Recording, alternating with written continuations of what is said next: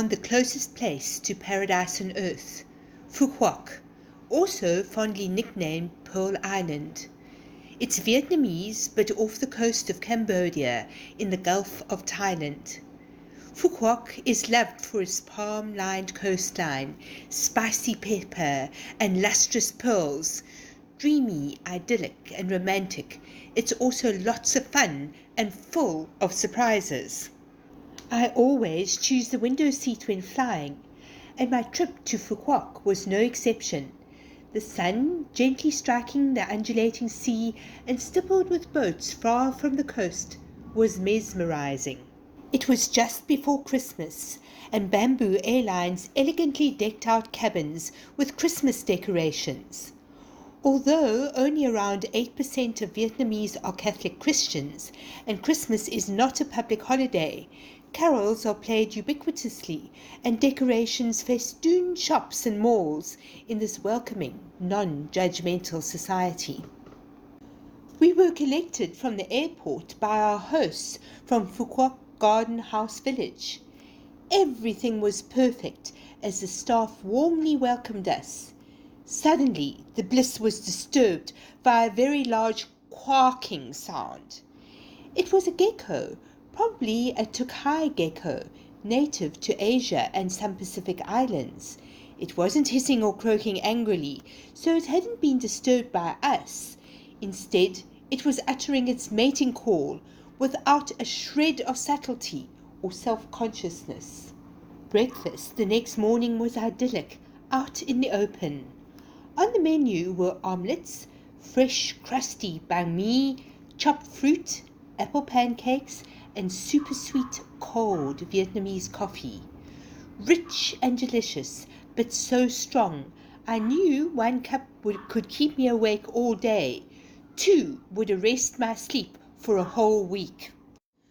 We spent some time enjoying the romantic garden, which had some of my favorite flowers, including orchids, which had taken up residence in expected and unexpected spots.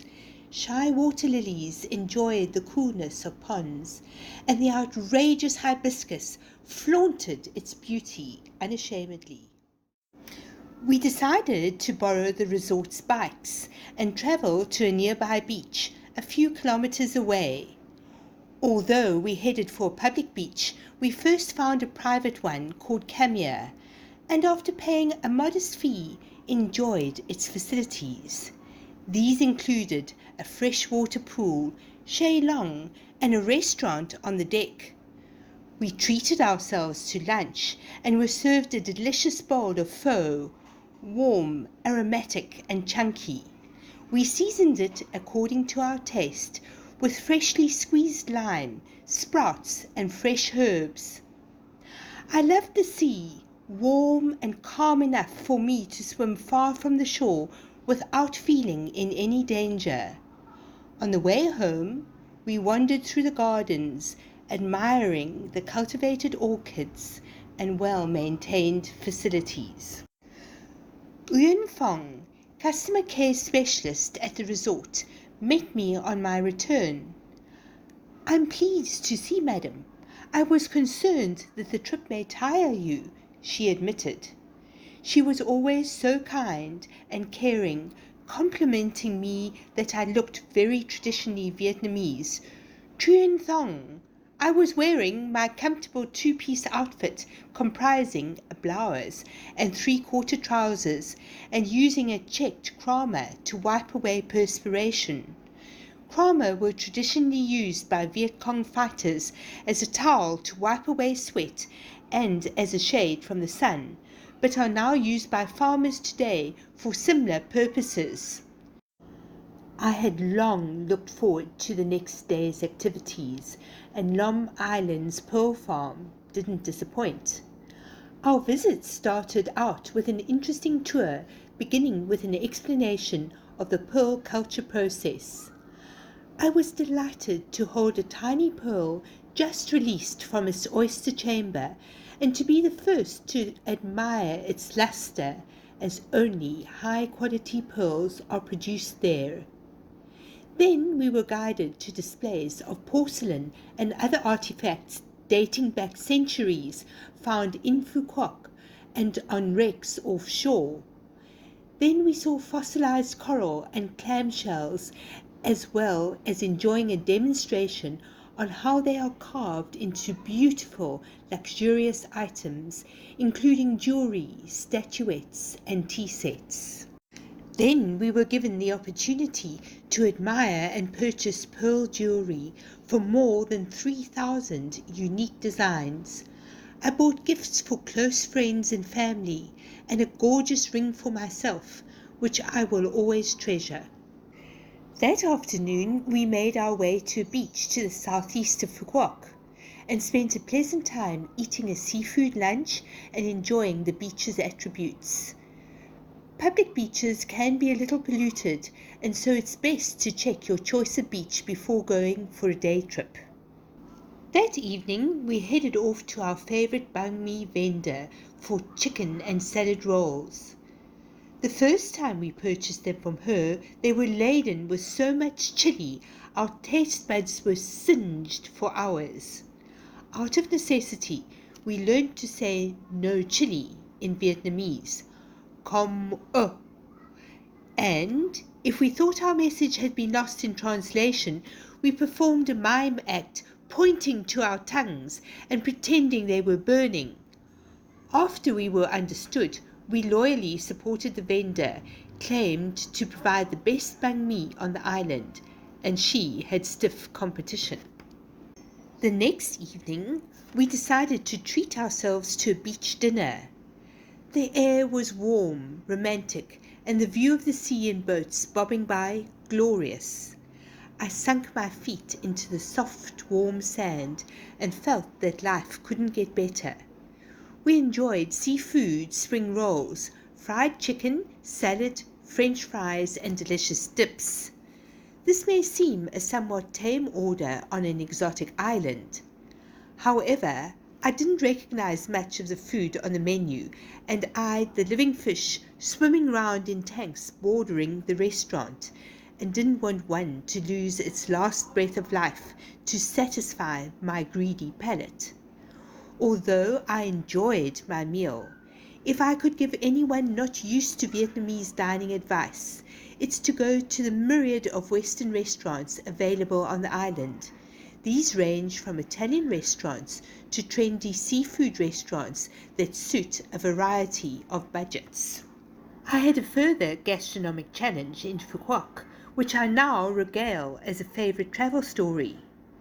The very kind resort restaurant staff offered us a wonderful exotic breakfast as a break from our delectable omelets. Even the thought of Tiet Can Mi Zao made the staff wax lyrical, so we agreed to taste it. The next morning the staff greeted us with large smiles, placing the dish proudly in front of us. I gasped. There were the promised noodles, chicken, pork, and veggies, but it was topped off with an enormous dollop of congealed pig's blood. My stomach took flight at the sight and smell of it. David deftly and politely scooped it off and ate the rest of the dish. I couldn't have eaten it if it was fated to be my last dish on earth. Kindly, creamy, delectable scrambled egg was exchanged for the exotic dish. Thus, I quickly added "com mau," no blood, to my vocabulary, as it was served to me again a few days later. I am embarrassed to admit I now also gesture, shaking my head while showing my wrist veins being sliced by my other hand when I believe myself in danger of a repeat episode. We then set off for a shopping centre, which is much like the famed South African Monte Cassino, fashioned on Italian architecture. I love Italy and its architecture, but wonder if other countries should copy it so shamelessly instead of proudly elevating their own, especially where tourists congregate. The ensuing cable car journey from the An Toi cable station in the mall to Hon Tom Island was sublime. The journey is 8 kilometers long, making it the longest non-stop three-way cable car in the world, according to the Guinness Book of World Records. The cable car gave us a chance to admire Phu Quoc Island from the sky. The view is magnificent, whether morning, midday or evening. We got the chance to gaze peacefully at the green islands and jungle protected as a UNESCO Biosphere Reserve since 2006. Lazily we stared at the sea, ranging from turquoise to midnight blue, depending on the time of the day, and to look down on the harbour where fishermen sail their boats. We arrived at Hon Tom Island and immediately saw Sunworld Phu Quoc, one of the Pearl Island's most popular delights. The multi-themed amusement park boasts 22 rides, all free to visitors. There is something for everyone.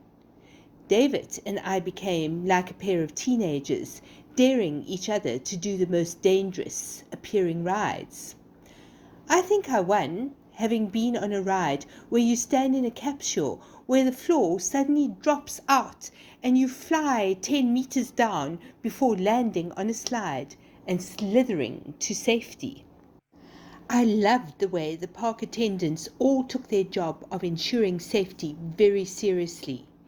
I smiled as some seemed to take a breath of relief as I arrived safely at the finish.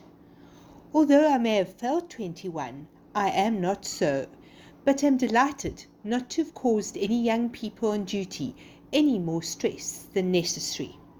Time fled by, and I ran out of time to explore Phu Quoc's more historic cultural sites.